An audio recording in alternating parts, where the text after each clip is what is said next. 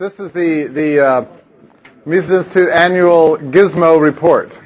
So the most I can hope to do in this short time is just present some of the newest stuff that's on the site, and then the music. Yes. Yeah. And then maybe take a lot of Q&A because I know a lot of people have questions. What we're looking at now is a kind of a neat thing. You know that there's this Road to Serfdom in cartoons that came out sometime in the late 1940s, I think. I forget now who put it out. Does anybody remember? Well, there's a cartoon version in a little comic book. In any case, so that was available. So we just put it online. I'll show it to you in a second. And some guy was really intrigued by it and took pieces out of the cartoon and kind of used Photoshop to add this sort of grainy, scary look, and added this very scary music, to it. Well, it's ended now. And made a really dramatic presentation, out of the Road to Serfdom, and sent it to us, and then we were able to put it right online and make it available to everybody. So that's I'll just take you over to the fun page. Here's the Road to Serfdom in cartoons. So that's kind of neat. That's from the original print. You can see actually General Motors.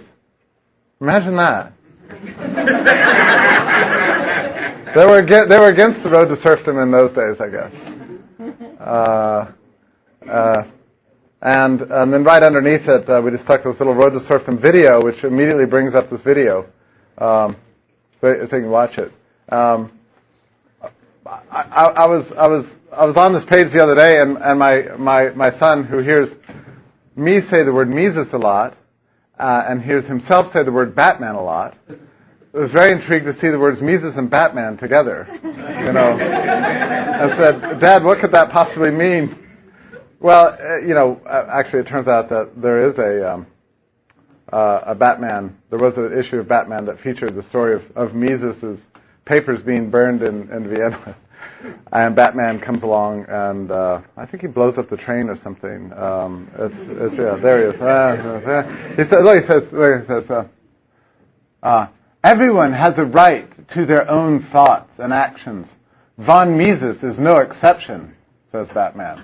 So he decides to plot the blowing up of this train that was taking Mises's papers away from his apartment. I mean, it's probably a good thing that didn't happen in real life, because the papers actually ended up in Berlin and then in Moscow. So we have them after all. Batman didn't destroy them. Okay.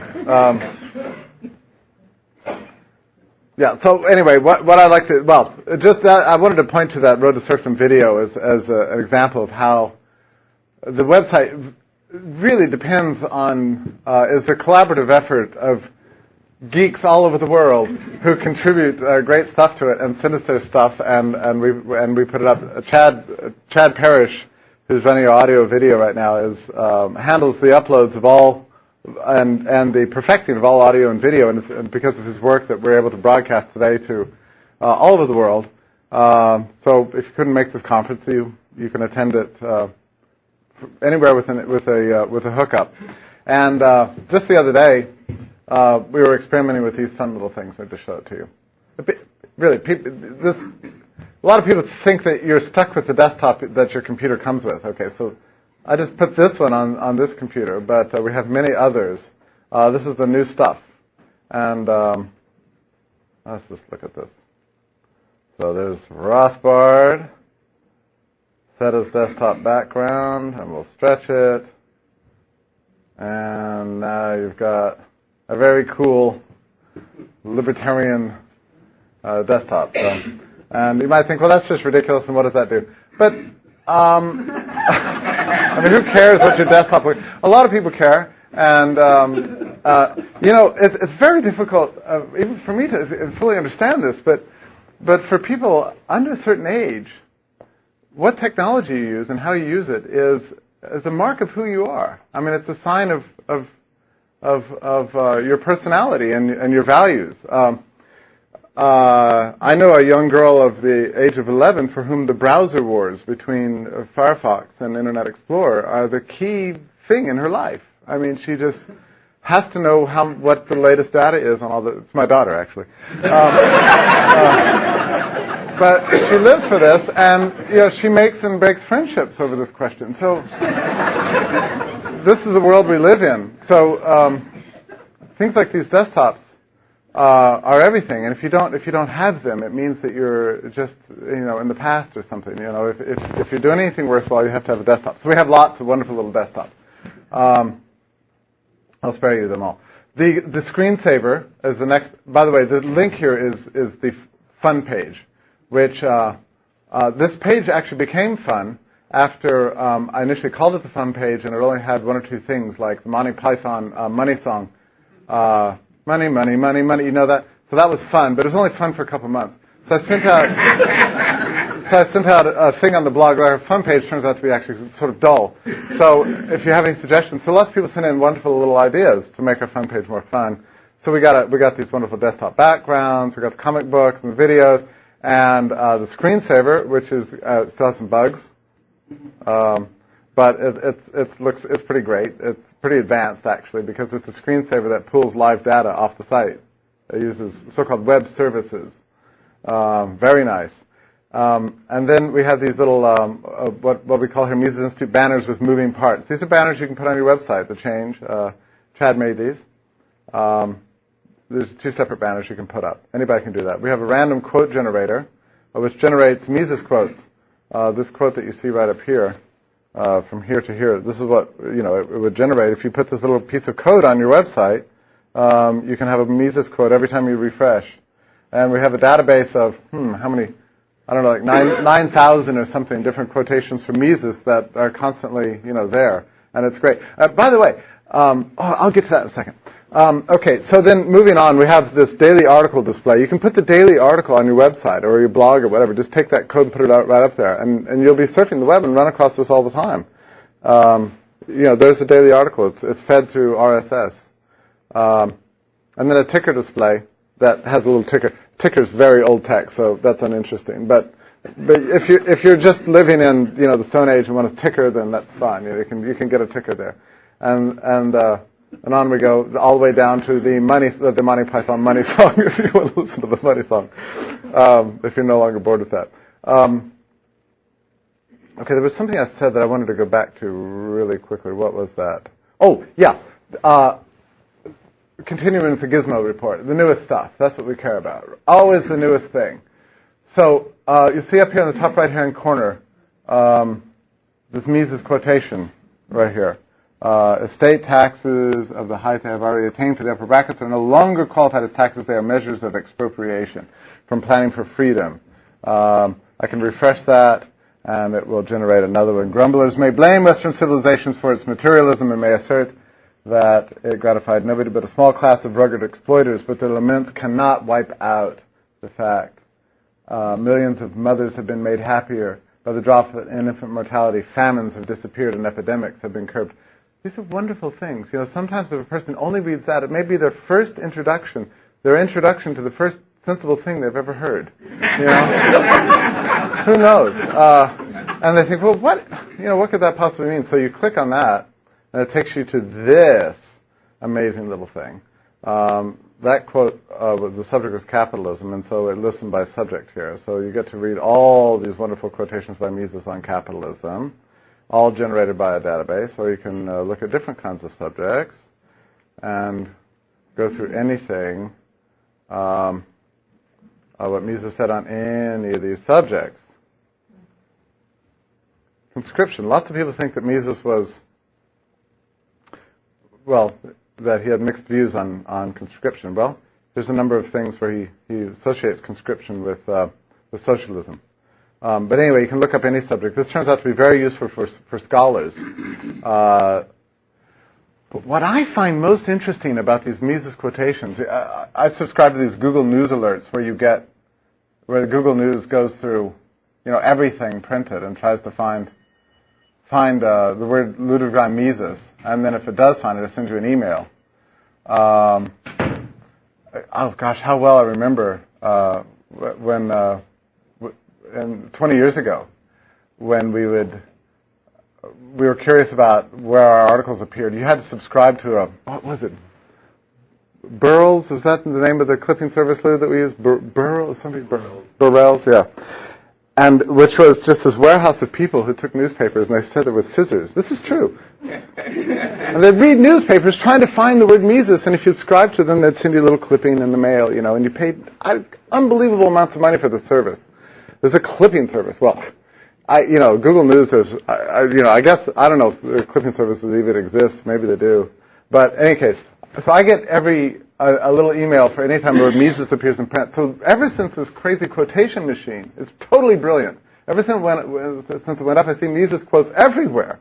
I mean, they're coming in constantly, like op-ed writers for papers all over the country, editorial pages from the smallest to largest newspapers on every topic you can imagine. They say, well, as Mises himself pointed out, and they have something. They think, wow, this guy is really literate. Well, it's the quote machine that's doing this.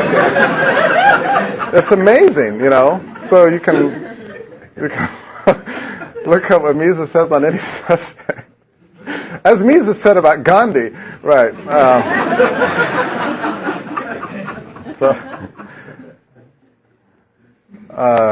That's been a great benefit. Let me just show you the network. Whoa. Okay, the network. The Austrian network. So we get emails all the time, people asking us to link them or somehow be involved with this. And it's not always easy to give an answer to that. What precisely you do.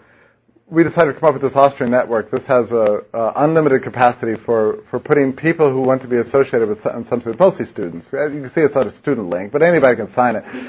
You just add your name, and I'm going to make David Mindock here famous. Huh? Let's see what he did. Well, he says he's an engineer in Washington, D.C., and he's interested in economics and optical physics. He didn't fill this out very completely, but you can put your blog URL, you can put a photo of yourself, favorite thinkers, favorite books, everything. So it gives you a little web page that you can use for yourself. And it's really nice. We've got 30 people per page and 15 pages, so you can do the math. And it hasn't been up that long. So it's growing, the network. Oh, what's neat about it is it allows you to email these people. There's a gentleman who works at the State Bank of Pakistan. You want to send him an email? There he is. Isn't that great? And look, you can't see his email address. It turns out to be very important because if your email address is published online, you get a lot of spam. It annoys people, So here's a system that you can email people without ever seeing their email address, and it goes right to his email box. That's it. So all Austrians from all the world can contact each other. But if you don't want to be annoyed by some pest or something, then you won't be, and you can answer it or not. So anyway, it allows people to stay in touch with each other. But I have to say something about this. I still don't entirely understand this. This is made for us by David Wexler. You know how you go in and re-edit your name? There's no username or password. You don't have to register for it. Registrations are just annoying. I mean, they just are. And you think, well, I've gotten used to registering a million things, juggling passwords, but nobody really wants to do that. Well, what this allows is all you have to do is put in your email address. You can re-edit your entry just by entering your email address. There's no password. And nobody knows your email address, so they can't edit your entry. And that's it. I mean, you can't know it from this program. So that's how you manage it. I mean, it's absolutely secure, and there's no juggling of passwords. It's an ingenious thing, and it's just in its infancy. I think it's really going to grow. What you see is the latest registrations there. So a lot of the neatest things are over here under students. Let me just take you over here. This is our newest thing. This is the Mises Classroom, and this all began really this summer. Bob Murphy, where is he? Is he here? Oh, there's Bob. Yeah, Bob. So here's what Bob did. We were thinking, what we really need is some organized way for people to study Austrian economics at home. We'd had a demand for this for a number of years, and my thought was always, well, there's all the materials there. If anybody wants to study Austrian economics, you can go online. I mean, we have about 10,000 entries in our study guide. You can go through and click by subject. We've got 500 hours of media files. What do you want? But of course, it turns out what people want is organization and a clear program that starts from the beginning and takes you through things very carefully. Well, after working here 20 years, it never occurred to me that this is the case. It did occur to Bob. So Bob put together a very nice home study course in Austrian economics that is 52 lessons, and it's an audio lecture tied to a reading, tied to question and answers, a study guide, a sort of question and answer study guide. So it's just great, and it takes you from the beginning and goes through every subject. Some of the things we didn't have lectures on, like I think what was the subject we decided to cover? You said people are emailing me all the time about consumer protection. How do I keep capitalists from poisoning me with food or whatever, right? So we all know that capitalists want to poison their customers. But we needed a lecture addressing this, and we had no lecture addressing this topic. So Bob and I sat down, did an hour-long interview. It was great. It was fun, and talk to Bob. He says brilliant things just constantly. Ask him a question, he says something amazing. That's the way he is. So we put him on tape, and that's one of the lectures. Was one of the 50 lectures. Packaged it up and into a wonderful package that has all the readings and a study guide and everything that's associated with it. And we sell it now through the store, but also for the first time too, we have a online classroom, which is the future. This little machine right here. This is where you can go, you can enroll and experience a real-time classroom environment. And there's ways in which this is better than a regular classroom. And here's why. Because you can benefit not only from the interactions of the student with the professor that are going on right then, but also the archive of last month's discussions and 6 months ago's discussions. And so everybody can assist each other in this way. So if you've had a wonderful exchange with the professor on a particular topic, future students will benefit from that very exchange. You don't have to have that same thing over again. And it's a wonderful learning environment. One of the reasons we hadn't done this up to now is we couldn't think through how to make it really what we wanted it to be. And finally, as a result of all of our thought and work this summer, we've gone live with this. It's just the beginning. We've got one course now, and it's the full home study course. So you can get the package in the store and go through it on your own, or you can get online tutoring with it. Either way, or both. But that's just the first. That's the first of many things to come in this classroom. There's really an unlimited potential here. We can teach the world economics in a real-time classroom environment now. And this wasn't even true 6 months ago. So you see why I wanted to just tell you about the new stuff. We don't have time for all the old stuff.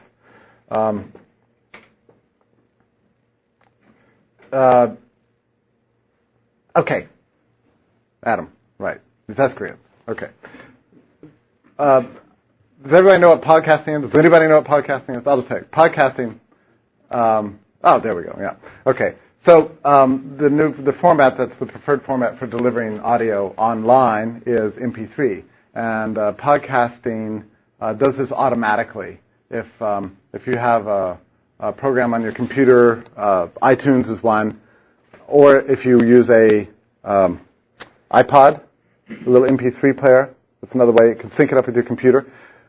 What we do is we send out these audio files, and they're delivered through a technology called RSS, or really simple syndication, automatically. So you subscribe to this podcast, and you get the audio file automatically. You wake up in the morning, and your iPod is filled with Mises Institute lectures. You take the train to work. You listen to all these lectures on the way there. And sometimes there have been days when we've sent out 30 podcasts, and there'll be a few days we go by and we haven't sent out any. But you can subscribe to this podcast. There's no charge at all. And I thought, well, this podcast will be a great thing for the for the 7 people under the age of 15 who care about this junk, right? But it turns. Last I checked, we had 15,000 subscribers to the podcast. So everything we send, this goes to 15,000 different audio thing, and it's growing just exponentially all the time. What is this strange-looking site here? My daughter, when she looked at this, she said, "Dad, your site's been hacked."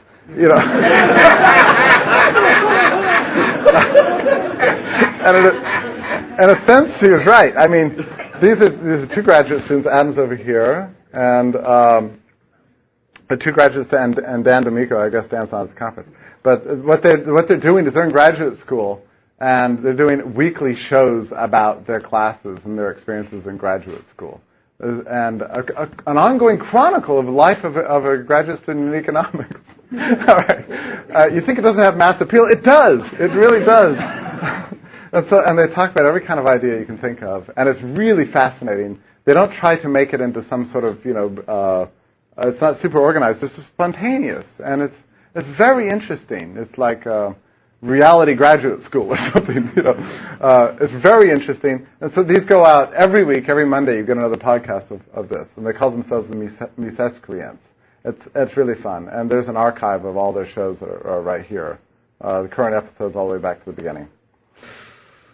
I don't know. How about some basic data before we? Let me just say the Mises Institute is a very large site. It's very fast. And for that, we can thank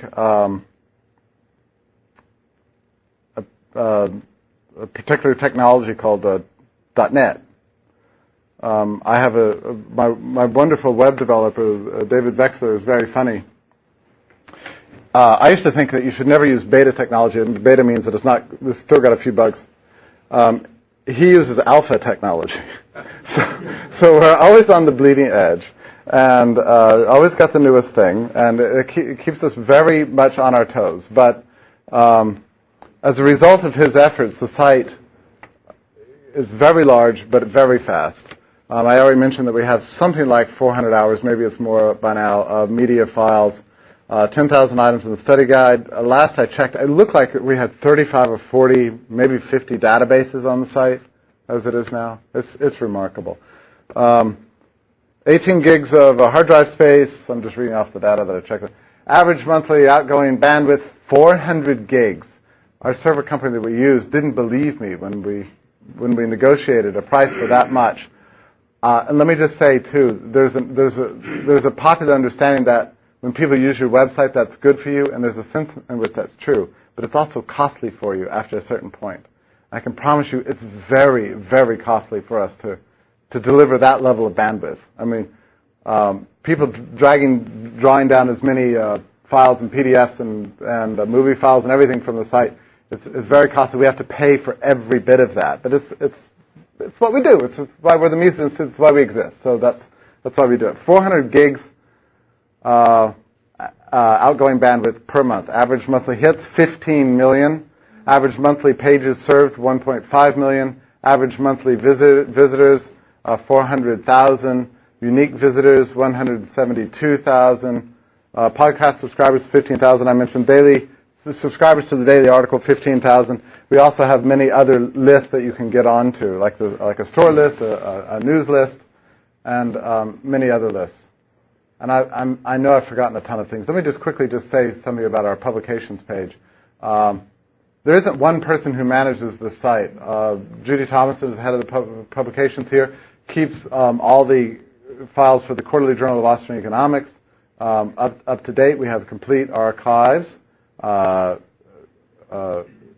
at just a click. You can see these are all wonderful, very fast-moving PDF files, and she keeps the JLS completely up to date. We graciously host Reason papers here. We have complete archives of Austrian Economics newsletter, Left and Right. Left and Right is a journal that Murray Rothbard edited in the 1960s, and I didn't have that many subscribers at the time, and then after it went defunct in 1968, I'm sure he just thought that was the end of it. Well, here it is. 2005, it's online, complete for everybody. Libertarian Forum, which everybody was desperate to get for the longest time. You couldn't get copies of it anywhere. And look at that. It's all completely there. Dan, who works with me on the site, is very proud that this is one of the few pages on the whole site that is W3 compliant. It's got not a single font tag, he says. Okay, that's really great. And then our media server. And there's so many areas. I don't even want to get into it. I can't possibly get into it. We also serve up LouRockwell.com content from our RSS page entirely devoted to Lou's site, which is a great source of traffic for Mises.org. And you can go through it anyway. Frequently asked questions, every kind of thing. I've only got a few minutes left, so I'm going to stop. And I know you have many questions. So go ahead, please. Anything occur to you? Do you have any problems using the site you want to raise?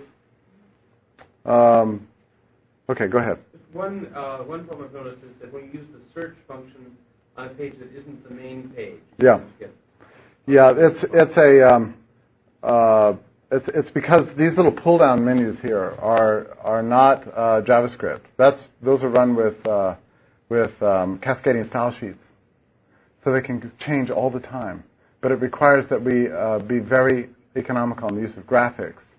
And so the top thing is just one graphic, and the rest is entirely controlled by CSS. And there's some bugs to work out in that search engine yet. That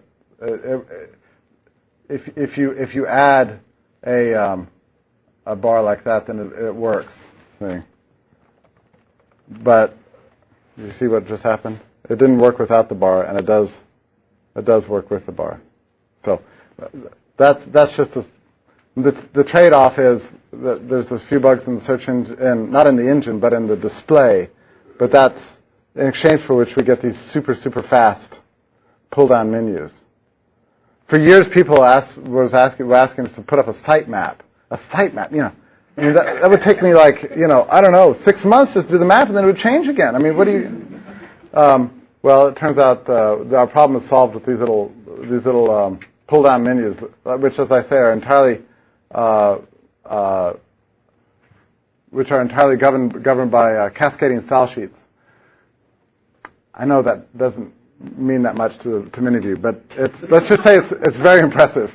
Okay. Oh, hey, let me just say a few words about this. I can't believe I hadn't mentioned this thing. This is the glorious, wonderful Mises store, which is just the thing to go to right now. Our customer base is increasing dramatically. Our sales are going way up. What this means for us is just that more people are getting our material and are excited about what we're doing. It's really totally thrilling to be working in this kind of environment where people are just coming in and buying books. We can't even keep books. We can't keep books in stock anymore. I was just talking to, and everything sells. Everything sells. It's just great. People love Austrian economics. People love what we do. It's a great thing to be a part of an institution that, generates this level of excitement. It's exciting for us. It's exciting for the customers. So we do neat things these days like, you can see that everything changes every time you refresh it. You've got and so you can go to what's new. We've got the ability to have a wish list here, and you can go to your account and look at all your past stuff. And look at this. I said this is the Geek Report. We're going to get only new stuff. This is the new stuff. This came about 2 weeks ago. Look at that. So it's a gift certificate, and you can buy a gift certificate for anyone at any price. It generates a beautiful little code and a pretty thing you can print out. And this code is not attached to any particular individual. You can give it to anybody you want. Anybody who has the code can use it up to the amount that you pay. And so if you have a bout of selfishness and you decide you don't want to give away this gift certificate, you can use it yourself. not that the Mises Institute would ever promote, greed or selfishness. No. But that's what's available. This wasn't there 3 weeks ago, so there's a great deal of excitement about that. And of course, I can't shut up about the wonderful memorabilia. offering nowadays. We have great T-shirts. We can't keep them in stock. They're selling like crazy. People love the T-shirts. They love the T-shirts. There's the Rothbard T-shirt. You've seen it outside. Lapel pins, cups, power bands. And I have to laugh about these things because, I mean, when the idea first came up that we would have power bands, of course they can't be called power bands. We had to call them Liberty bands, right? We're against power. We're for liberty, so not power bands. And people said, well, look, those are only for kids. And yeah, it's true. Well, we got them printed. And, they come and you think, well, I paid $3 for that ridiculous chintzy little nothing. You know what? What's that? But then you put it on, you think, hey, that's kind of cool. And you always get to read Teenage Hating Mollies. The writing doesn't rub off. You swim with it. You go to the beach in it. Everything is still there. And it inspires you constantly. And then you can't take it off, and you totally adore it. I mean, if somebody came up to me the night, cut it, and stole it, I would just panic and pay another $3 for another one. I mean, I'm telling you, these things are great. So it's $3 well worth spending. Some license plate, frames, everything. We've got 4 new shirts coming in next week. We've got a Hazlitt shirt, a Hayek shirt, a Bumbavik shirt. That's going to be a smash hit, I know. Everybody wants a picture of Eugen von Bumbavik on the T-shirt, and then a manga shirt. The Hazlitt shirt in particular is fun because it's got Hazlitt in this very sort of nice style that we're developing here. And underneath it says one lesson, very obscurely, one lesson. And then on the back, it's got the famous Hazlitt quotation about what economics consist in. Looking at the effects of policies on all groups, not just small groups, and the effects not just in the short run, but the long run. And that's it. That's the one lesson. And so that's on the back of the T-shirt. So it's neat. So that gives us 6. And I'm out of time. I'm so sorry. Thank you for listening.